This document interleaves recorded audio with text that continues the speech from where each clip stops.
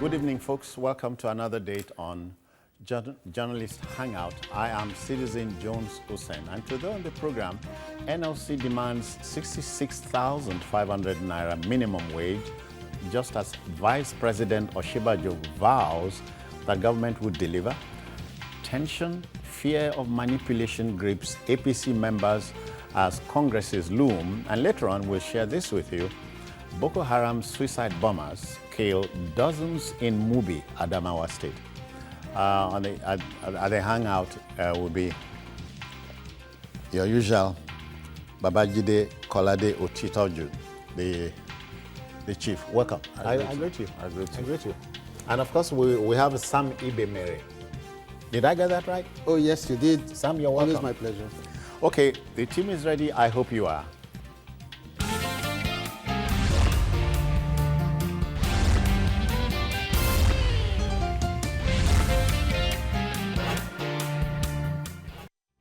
Okay then, in country after country after country, the minimum wage dynamics vary in relation to how healthy the economy of such a country is. In our peculiar import-dependent monoproduct economy, the question of a living wage remains as engaging as it is hair-splitting. Organized labor roots for 66,500 national naira, national minimum wage, even as Vice President Yemi Oshibajo beats his chest about government's response to a revised new national minimum wage. Jide, when you review the minimum wage, thousands of jobs are lost. Even the economist will tell you this. Yes. I've been asking myself how we intend to go about this. The federal wage bill is already very high, and I can only imagine where the increase in the minimum wage will leave us. I know that it's a constitutional thing. After a number of years, the minimum wage has to be reviewed. There is absolutely nothing we can do about that. It's the law, and the government must conform with the laws of the land. So the truth is, yes, the minimum wage has not been reviewed for a long time. Inflation is sky high. What you could buy with just 10 naira some years back, you may not be able to buy with 25 naira at this time. So workers have been bearing the brunt of the depreciation of the Nigerian economy. And anyone who says that the Nigerian workers do not deserve a new minimum wage must be a very unrealistic person. So they deserve a new minimum wage, but that will come with all kinds of problems. We have to tell ourselves the truth. Oh, yeah. There is no way, when you look at states at this time that are already gasping. There is a new report that showed that 17 Nigerian states are insolvent. So if you have 17 Nigerian states that are insolvent, how then can those states be able to afford a new minimum wage? And if you look at what labor is asking for, labor is asking for 66,500, but United Labour Congress, which is the rival faction, is asking for 96,000. Yes, they will still sit down and try to hammer out a position at the end of the day. But whether it is 66,000 from 56 that Labour earlier asked for, they moved it to 66,500. Whether it is 66,000 that Labour is pushing for at this time, or 96,000 that Ajay Rose Group wants, neither will be easy for the state governments and the federal government to pay. It's going to be really, really tough. Yeah. It's going to be tough. Sam, Nigerians really would not have a problem with the issue of a pay rise. But because a pay rise in this case will target those who pick the bills and those who, who spend on family and so on. Right. But they want to rationalize a pay rise and the soaring cost of goods and services. If you get the picture, you are raising pay. Every other thing will rise with it. That's a fact, understandably so. But I also think that we need to properly situate the wage crisis, really, especially as it relates to this government. I think that the first signs that we got that we were in trouble was when the Ahmed Jordan Transition Committee, reported to the incoming president that 23 states, could not pay the workers' salaries, and that was terrible. And by the way, 18,000 is what yes. we all know. Is it a uniform 18,000 across the states? Like Jide said, this is a constitutional issue. Usually when the minimum wage matter comes up, the general approach to it is to say, we're going to have a unified salary structure for especially civil servants, and it was 18,000 naira at that point. But even at that, it was difficult to pay. And the initial thing that the government did was to begin to extend some kind of bailout bond. The first sum was, I think, a little over 338 billion. After that, some more by way of the Paris support. The Paris Club, refund and all that, amounting to over 1.75 trillion. Trillion, yeah. And then you ask yourself, what has become of all this money? But back to the issue you raised, naturally, every stakeholder within the economy, given what we all know, once we hear of a pay rise or an increase in wages, the immediate reaction is that everyone wants to begin to mark up. The landlord who has tenants wants to mark up. The lady who sells pepper wants to mark up. Your wife hears that your pay has been raised. She needs a raise too. She's going to be asking for extra in terms of monthly upkeep. Yeah. So we actually have a challenge on our hands. And if the government has had challenges paying 18,000 naira, you want to imagine what is going to become of the demand for 6,500 naira. But if you ask me, I think that if we are able to contain our appetite to loot our common patrimony, we can actually afford it. Yeah. We can. Because so much is being stolen. Recently, the vice president, Usibajo, drew attention to, he alleged that just 3 persons stole over $3 billion. Making reference to the strategic what do they call it now? Strategic alliance contracts. Yeah, okay. That 3 persons stole over $3 billion. You can imagine what that will do to the economy. And that's talking about the executive. For the legislatures, it's common knowledge how much each of them is taking home. If we are reasonable enough to say, okay, let's mark down what we are taking home from 13.5 million a month, and then spread it across. I think it's about our concern for our people. Yeah. So it is possible, it is feasible.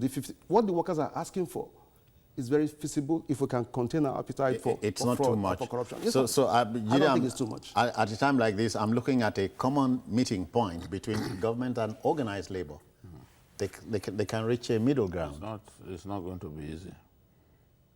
Currently, the wage bill of the federal government is in the region of around 150 billion a month.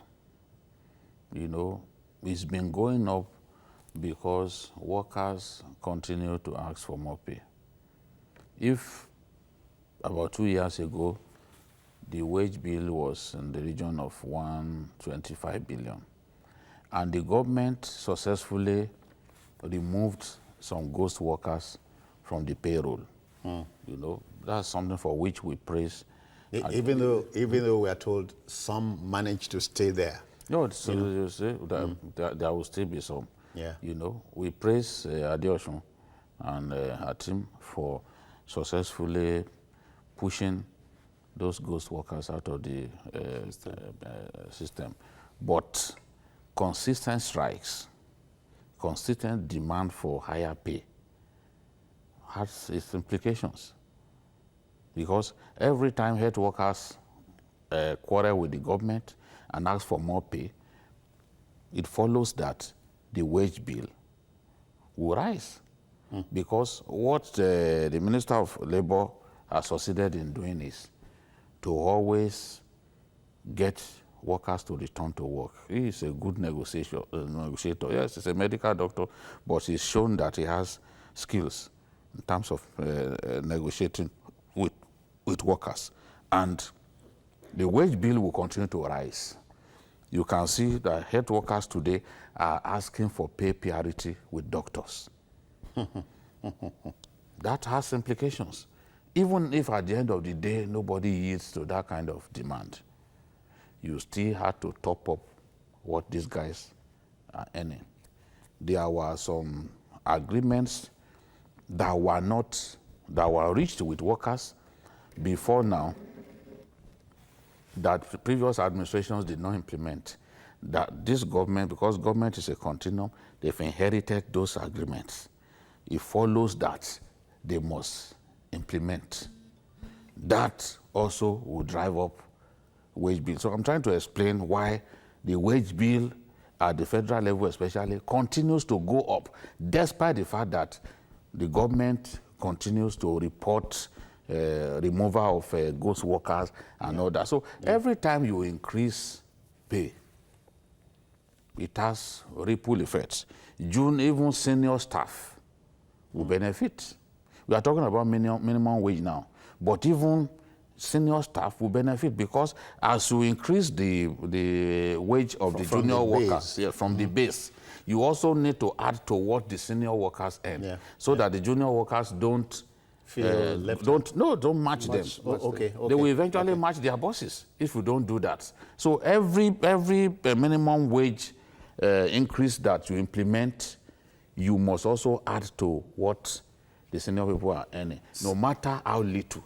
So we are talking about a situation in which governments will find it extremely difficult, except because your question is that there has to be unanimity, except now that workers agree that yes, across the states we have over-bloated civil service, over-bloated workforce. It is one reason most states are unable to pay. With the minimum wage that the workers are asking for now, which is their due, are we going to see a situation in which workers will agree that some of them should be allowed to go? If they agree to that, we'll be able to pay. I'm sure we'll be able to pay. Some of the people that we have in the civil service at the federal and state level do not deserve to be there. Some of them are not doing anything. Just at the end of the month, they just earn, they just take their salary. So, Salman, you hear crazy things like in the driver's department, you have 14 drivers, but only 3 vehicles. So a minimum wage increase now at the top, at the bottom, must mean some load shedding. He just raised the point. Are we ready for it? We should be ready, and we must be ready for it. What is human capital management? The truth of the matter is that compared to what you find in the private sector, where there's a lot more efficiency in terms of human capital development and management, the civil service is a bit lax. Discipline and other related issues, it's taking that. Not be my papa work. Exactly. If it's time for promotion, it's expected, you will, we clap. So we must be honest with ourselves. If we're going to adjust salaries and wages, we also have to be honest enough to look at the deadwood in the system. It's the minimum that should be expected of any serious leadership. So I think it's a given that when workers demand for what is essentially their right, they should also expect in return that management or leadership, even at the civil service or the public service that we're talking about, must do what is right. You could call it right-sizing, you could call it whatever it is. It's only sensible or rationalization. Or rationalization. It's only sensible that we should do that. So, otherwise, that something should give. Oh yes, something must give. Otherwise, the system will cave in. The system will cave in. And reference has just been made to what Adeosun and her team has been able to do. It's the same thing across the states. Once you automate the systems, you're likely to find out that or establish that you have the accurate figures of your workforce. But most states are just not willing to do that because of politics. Yeah. You don't want to lose the votes. But something must give. And generally, Nigerians, irrespective of party leanings, must realize the urgency of the situation.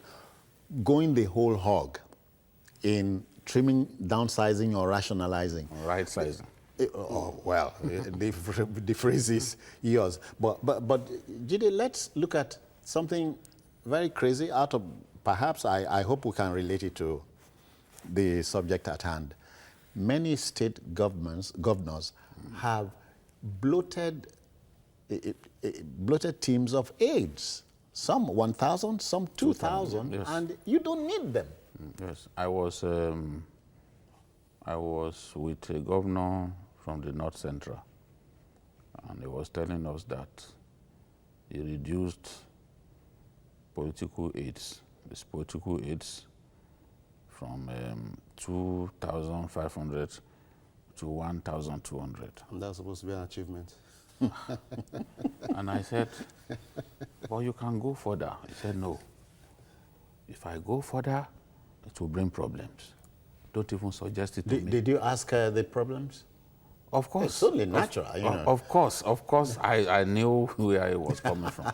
He said, don't even suggest it to me that what I did, the little that I did, I was buffeted by political leaders and all that, because what really happens, political leaders will submit people to you, submit inverted commas. Many of them are here, and Sam, many of them, the governor does not know. No, he does not know them.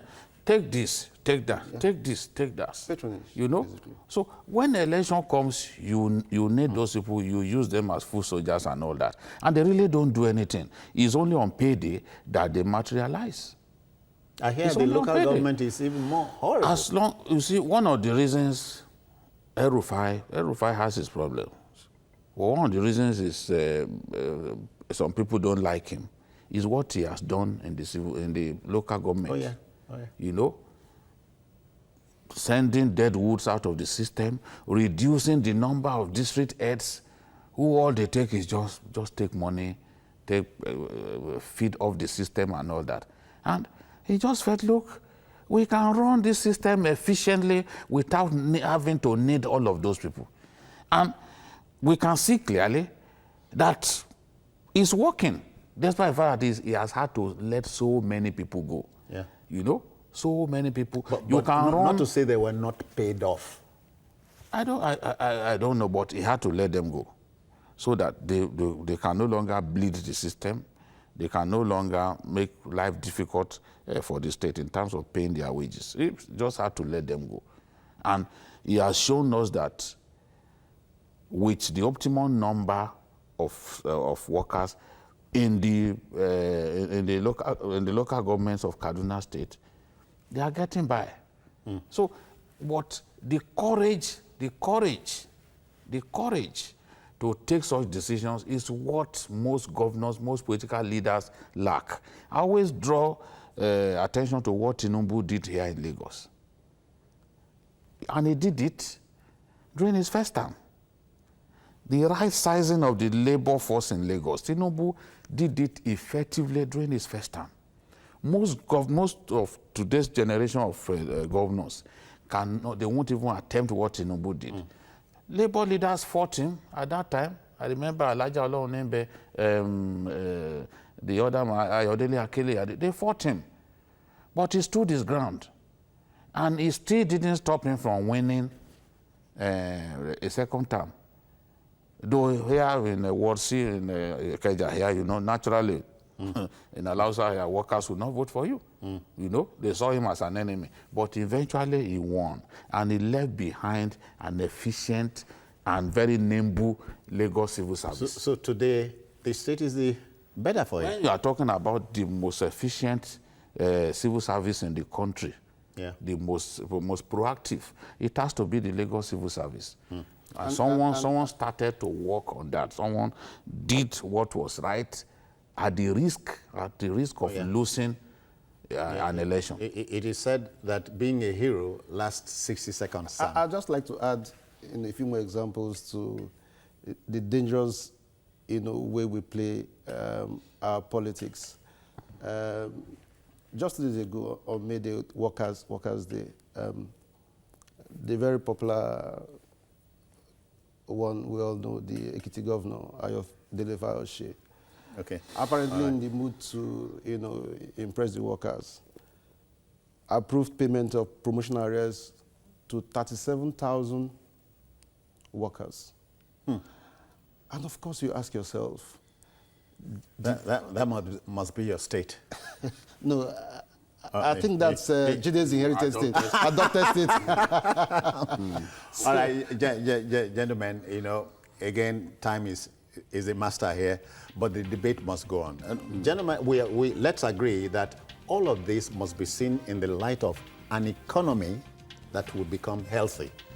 Yes, that is the thing. And I think before we also leave, we must ultimately, something has to be done about the Constitution. Because this is a constitutional matter. And states do not have the same level of resources. I think that we must reach a point where each state should be able to negotiate its minimum wage with its workers. For example, in America, that's the way it is.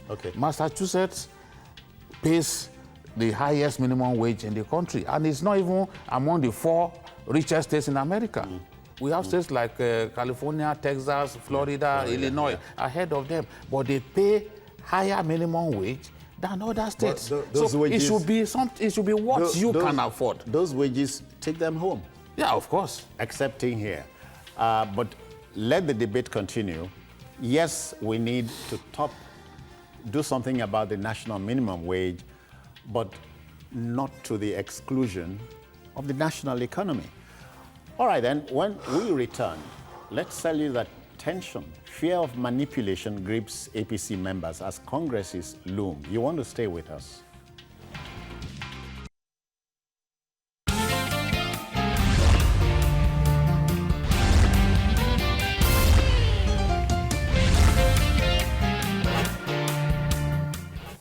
Okay, then, now, the desires of politicians are known to lovers of espionage, or if you like, action movies. Talk about intrigues.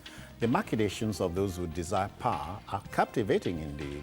For the ruling All Progressives Congress APC members, a palpable fear and anxiety ahead of Congresses nationwide must be understood in the light of pending ambitions and ambitions deferred. In Kogi, for instance, Honorable James Faleke's eye on Government House cannot be ruled out, just as Rabiu Kwankwaso, former Kano governor's membership of the party is on tenterhooks. Now, are these fears founded, Jide? Are they founded? Of course. What we see clearly that's beginning to emerge is people, some leaders of the APC, do not want to create a level playing field for other aspirants to be able to contest for positions being held currently by the executives of the party. Call them lords of the manor. Yes. But that was what the president asked for. The president said every member of the party who has aspirations to contest elective positions should be allowed to do so. An open, yes. Otherwise, it will breed a crisis. Yes, gentlemen. But let me share this soundbite with you. It's credited to the former SGF, Babachir Lawal. This is what he had to tell us.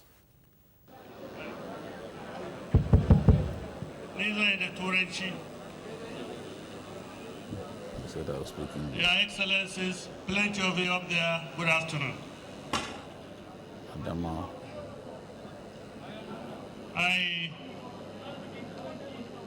I'm surprised that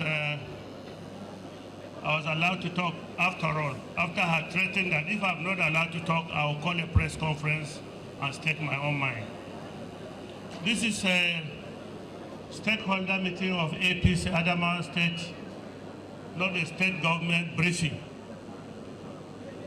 I can see eminent people here who travel far and wide to attend this meeting, and the meeting is interactive, not one way.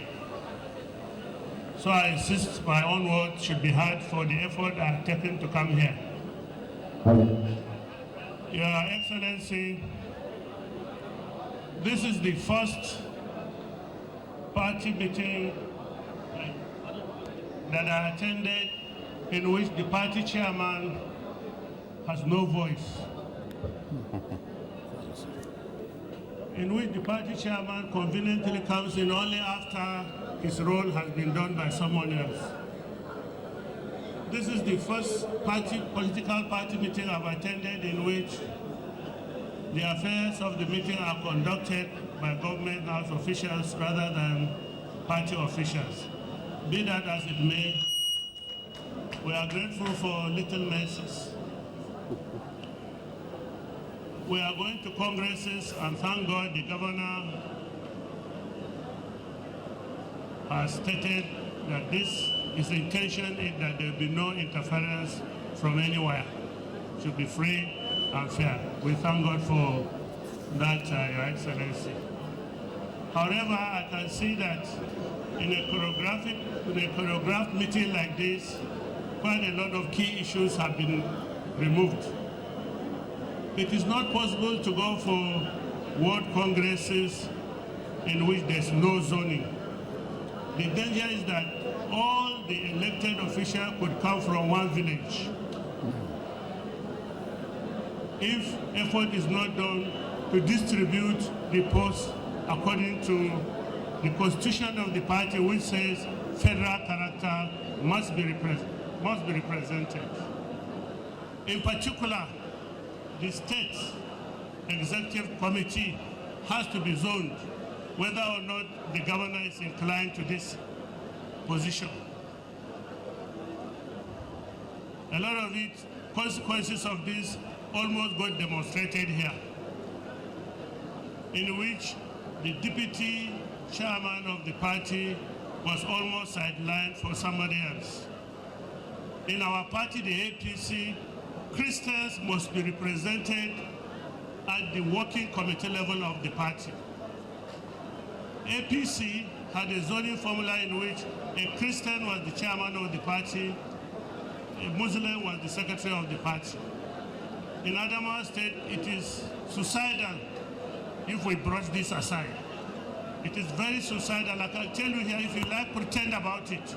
If we don't balance our party along religious and ethnic lines, we will not win this election. We will not win. All right, candid words from a professional politician, Sam. So he must be speaking from an informed background. Yeah. Yeah. So, Babachir Lawal. Yeah, very weighty statement, if you ask me, but it speaks the basic truth, about our politics. Nigeria is a very diverse society and a whole lot of interests. Sadly, issues of ethnicity, religion, and the rest of them always come in. And that's the point that he's making, that if you don't ensure this balance, equity will become, managing equity, and justice will become, critical issues. And that's what, he's talking about. And it's not just about Adamawa State. Yeah. Courts across the entire length and breadth of the country. The apprehension. So you don't have a little room for experience and, What have you? Yeah, of course, you would. It's necessary, but he's saying that these parameters that he's talked about are very key. But they are man-made, Sam. Yeah, but you can't brush them aside. They are real. They are real. They are there. You understand the point I'm making? So the apprehension and the tension that you find, is so because you have, it's not just about APC. APC is the ruling party. It's also concerned about returning to power next year. And so all that its key leaders need to do is to ensure that there is peace, there is quiet, and there is justice. Or justice will seem to have been done. Otherwise, they have huge crises on their hands. And he was very emphatic when he said, if we don't do these basic things, we will lose the elections. And it's very important. Jide, so why do you keep this catchphrase, godfathers? The godfathers are everywhere. He's even more concerned about those godfathers. When he said, if we don't zone these positions, all the winners can come from one zone of the state. In Adamawa State, there is already a feeling that the governor is pandering towards his own senatorial zone. So if you have a governor who is from Mobi and the state chairman of the party is from Michika, that's the same senatorial zone. Okay. It doesn't allow for balance. It doesn't allow for balance. And then you go... Otherwise, sorry, if you expand the logic now, you say if the governor is from, take you to my state now, the governor is Eket Senatorial District. Yes. The deputy must be Anang. And then the speaker must be from Uyo. Is that what you mean? Yes, which is central, right? Yeah, central. Now, so that is the logic. The APC constitution recognizes zoning. Zoning is key. It's a key factor. I think for most parties, really. Yeah, because now we are talking about the APC, that's why I'm specific. Okay. And in Adamawa is the APC that's in power. Is an APC governor that is in power. But look at what they are saying. You organize a stakeholders conference. You take it to the government house. The people who conducted affairs at the so-called stakeholders conference are the governor's people. Yeah. And then people who wanted to talk, you didn't allow them to talk. So suspicion rises. And until when they heard that Babashir Lawal will organize a press conference, then they reluctantly gave him. And they abruptly clapped him. They clapped him off stage. Really? Because yes, ultimately, after we said that, look, you must ensure that you zone these things so that both the Christians and the Muslims can occupy parallel positions and all that. It was at that point that some of them began to boo him. It would be interesting. It would be interesting to get to hear Bobby now. He's reaching us from Taraba. Welcome. Your perspective, sir. Bobby. Hello, good evening. Yeah, I will business. Welcome. Well done. I just want to speak on two things. Like the first issue you guys were discussing about the minimum wage stuff. The truth of the matter is Nigeria is blessed. We are blessed, but the problem we have is leadership. We have the resources that we can pay the minimum wage you and Jide and Co are actually talking about. I quite understand and I respect the points Jide made on how the implementation will actually take place. That is just the truth. But we have the resources. Let's be realistic about that. That aside. Then on the issue of the crisis in the ruling APC, there is definitely a big crisis there. Let me just give you an example. Like in my state, in Taraba,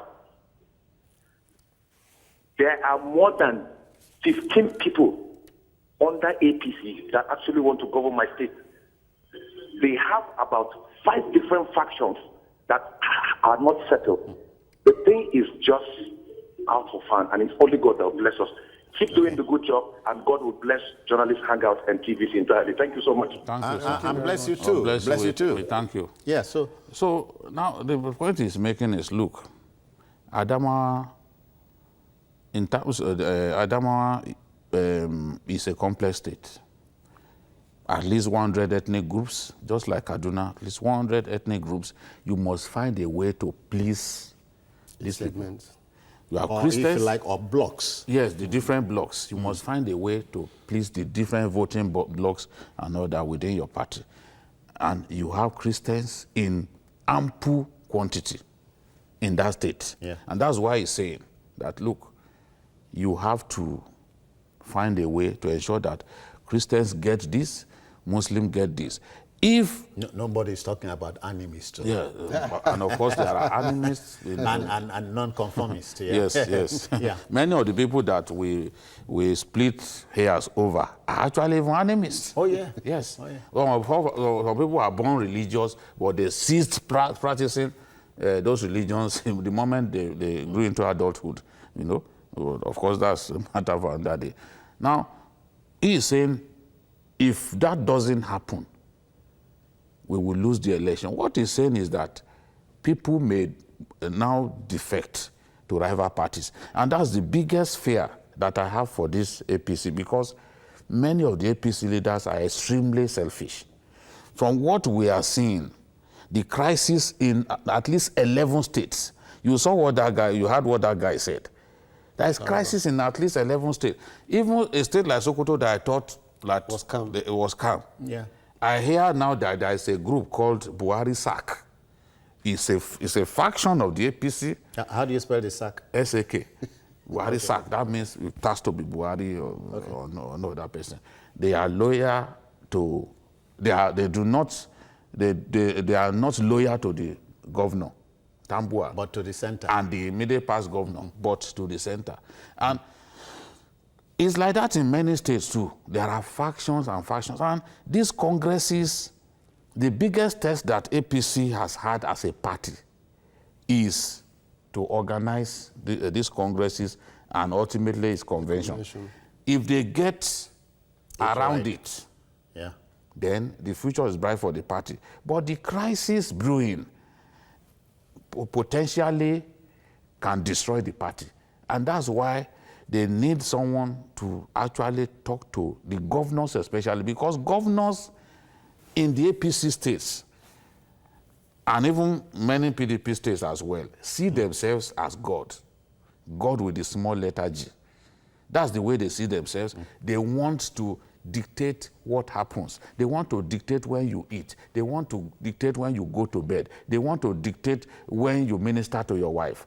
And it cannot happen in a democracy. We must bring people on board.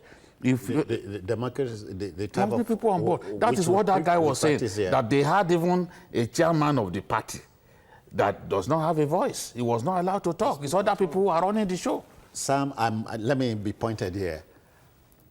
Who is the leader of the party at the state level? I have two plates here. The governor, the chairman of the party. Who leads the party at the state level?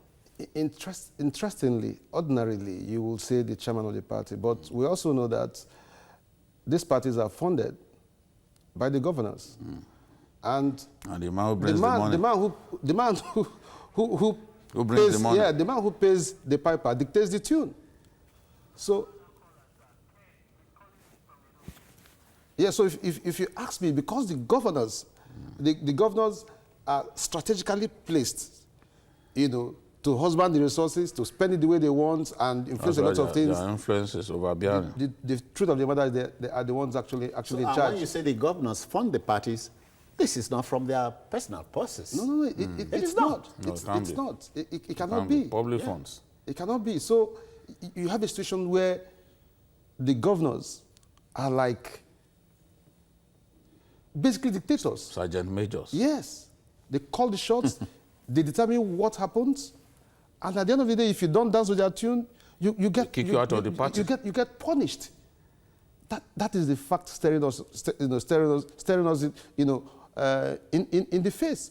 Yeah. But these things ought not to be so. Quickly take it to the center. Yeah, they ought to be at the national exactly, level. there ought to be party supremacy. I mean, the supremacy of the party, ideally, and that is why the likes of Senator Ahmed Bola Tinubu are asking that the right things be done. That's the truth. All right. Okay. Jide, quickly in 30 seconds, look ahead of the Congress, the Congresses, and of course the convention. 30 seconds. I see all kinds of dangers. In Kaduna State, the faction that is loyal to the governor is saying that Senator Nkuyi cannot contest. He's been suspended and all that. And his own supporters are saying no. He's still a bona fide member of the party. He has to contest. And you know that thugs attacked that senator and Tijani Ramalan some days back. So I see even violent convulsions happening in the course of these congresses.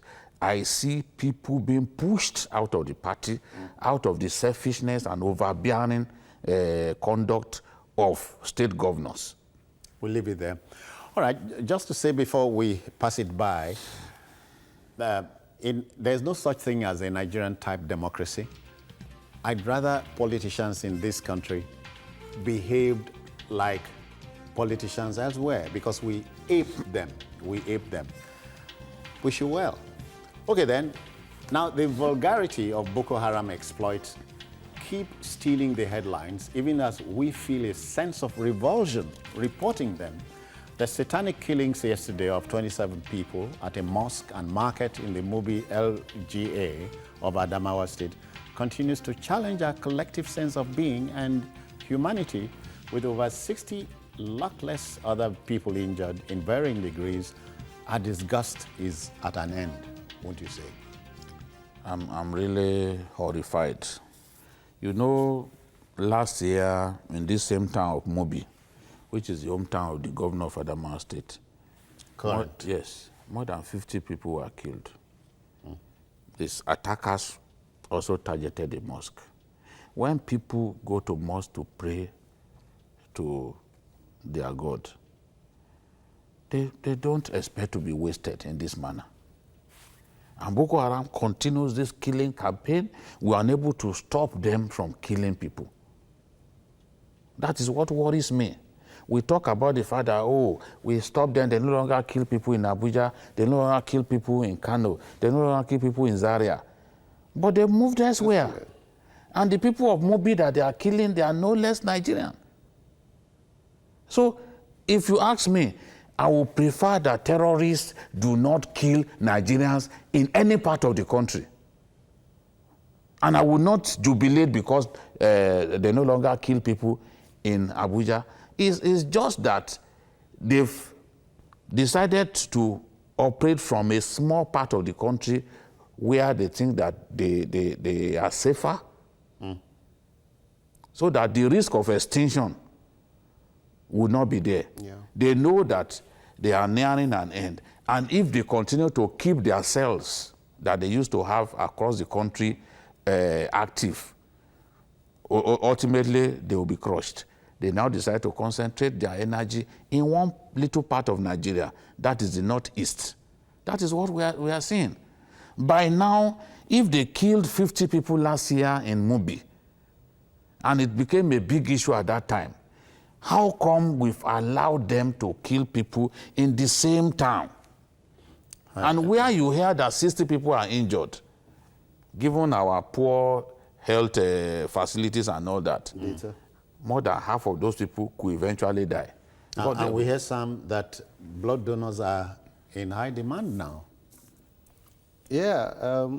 To cater to the in trying to manage the situation, you know, the helmsman of that state, the governor, actually came out and I was pleading with the public, you know, to come donate blood. These are things that you expect when there are crises of this nature. But what really, you know, saddens me is that a more vivid picture of what happened, or what has happened in the last 1 week, is that between Benue and Mubi, in just 7 days, this country has lost so much blood has been split. In fact, the figures put it at about 100 persons dead in just 7 days. Conservative. Conservatively. It's actually 8 days, 8 persons per day now. Yeah, so since January. it's horrible. And how much blood are you going to get people to donate, my brother? So it gives the big lie to the so-called religious dimension to the Boko Haram campaign. I mean, if you attack helpless worshippers in the AM. No, they've always attacked Muslims. Yeah. What happened Muslims initially? No, I'm not. If you kill anybody at a worship center, be it Muslim, it defies logic. It Simple defies logic, but what they are saying is that their own version of Islam is the pure version.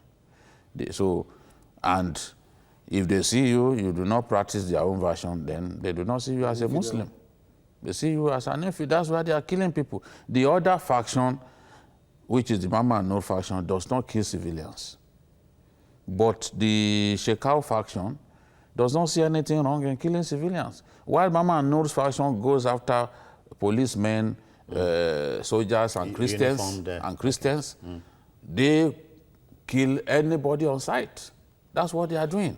So the question to ask is, what really do they want? What do I've they seen want? people, because what they want is to be allowed to foist on the people 13th century version of Islamic ethos. But nobody will allow them to do that. Nigeria is a sovereign state. You cannot create another state within Nigeria, which is what Boko Haram wants. And we are telling our government that those communities that Boko Haram still occupies, we must take them from them. Deny them any part of Nigeria to hibernate.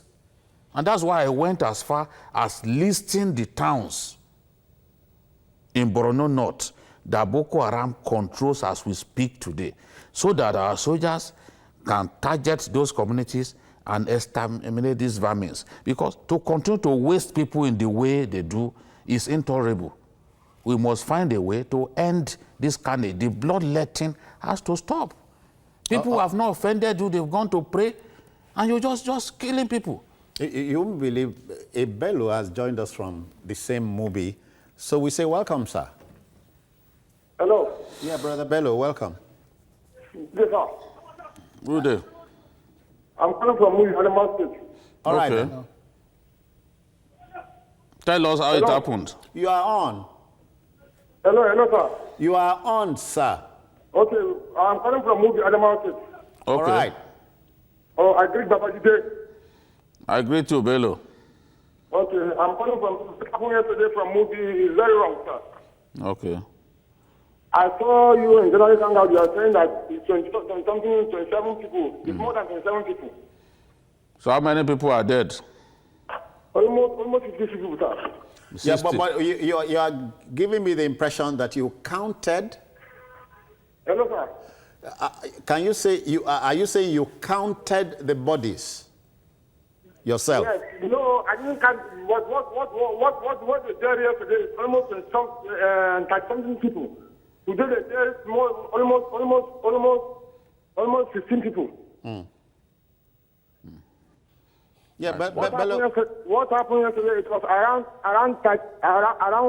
to 1. It happened. They killed almost 7 people in the mosque. wow. When people gather, they kill almost 20-something people. Then some people that they injured, they went to hospital. They dead. Yeah, Brother Bello, ours is simply this. Even if it is one person that's killed in peacetime, it is revolting to us. But thank you for the report. Okay, thank you, sir. Thank you, sir. I think that some newspapers today reported 60-something, yeah. 68. Yeah. And I want to go by the figures, by the figures of those newspapers, because what happened was after the first bomb attack, you know, people will try to rescue. Yeah, that's it. That is when the bomber went And the detonators some yes, more. around that place where they were trying to rescue people. So he killed more people. So he is saying that between yesterday and now, the figure, because good hospitals are not many in that area, yeah. you know. So between that time and now, more than 60 people have died. I believe the story because it's not the first time. Usually, this 27 was the figure that we got yesterday, and it is as sure as hell that after yesterday, more people will have died. So as we make to leave, let's just say Boko Haram started like child's play in 2002. We nurtured it, and here it is, a Frankenstein. What to do at a time like this? Before you go? Cure the cause. Yeah. Interestingly, we've learned from sources that the government, the federal government, has had opportunities for some kind of discussions with these elements. So I do not think that this war can be won on the battlefield. I also believe that it's a war of the mind. So if we are sure that we are beginning to have some kind of contact with these elements, to the extent that there are negotiations, people who are kidnapped are released and all that, I think the government should seize that opportunity, working with the rest of international community to explore this other alternative, but seeing this crisis to the end. Because I'm worried that our soldiers alone can't effectively put an end to this. Judy, in 30 seconds, if it is possible, we have talked about cutting off the source of funding for these people. It's something, of course, it requires heavy intel involvement. When Boko Haram kidnaps, I've said that even before they started kidnapping Chibok girls, I said that kidnapping was a major source of funding for Boko Haram. And then our security was so lax that we allowed them to go to Dapchi and they kidnapped up to 100 girls. And you are going to pay them ransom. You cannot say you didn't pay them ransom. Because there was a market in Niger Republic, in Diffa, Niger Republic, that security people burst into the other day. And they found a lot of people with foreign currency. Wow. Where did they come from? Because that town is very close to the fortress of the Mama Noor faction. So stop them from kidnapping people. Because that's the major source of... and you can weaken them. Yes, it's a major source of funding for them, because with that, they can buy weapons in the black market. With that, they can hire mercenaries who are not necessarily Nigerians. Sorry, let me stop you here. Okay, our job here, as I say always, is to provoke the debate, give you the facts, arm you with them, so you make up your minds. Let me thank Sam Ibemere for coming. My pleasure always. Thank you. And of course, Babajide Kolade Otitoju. I agree too. All right then. So that's it. Our job for today is done. There's another program tomorrow. Please join us for another episode of the program. But this particular broadcast will be repeated at 11 this evening, so join us. And you have Journalists Hangout on other platforms showing on the screen on YouTube at youtube.com/TVC News Nigeria. The feedback channel is the same. I am Citizen Jones Hussein. Bye-bye for now. God bless you.